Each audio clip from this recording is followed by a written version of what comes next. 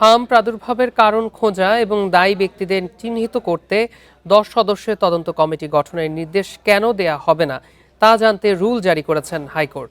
একই সাথে প্রাদুর্ভাব মোকাবেলায় সরকার কি ব্যবস্থা নিয়েছে তা জানাতে 30 দিনের মধ্যে প্রতিবেদন দাখিলের আদেশ দেওয়া হয়েছে।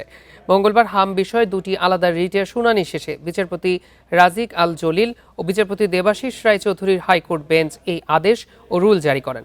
এছাড়া রুলে হাম ও হামের উপসর্গ নিয়ে মারা যাওয়া প্রত্যেক শিশুর পরিবারকে পর্যাপ্ত ক্ষতিপূরণ দিতে কেন নির্দেশ দেওয়া হবে না তাও জানতে চাওয়া হয়েছে।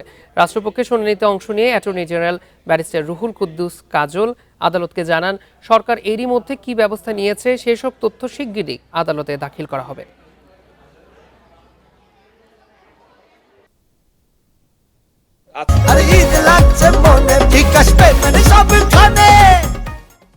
যে আদালত যে রুল ইস্যু করেছেন, রুল ইস্যুর বিষয়টিটা হচ্ছে যে কমিশন কেন গঠন করা হবে না এবং 10 সদস্য বিশিষ্ট একটা উচ্চ পর্যায়ের কমিটি কেন গঠন করা হবে সেটি হচ্ছে আদালতের বিচার্য বিষয়বস্তু।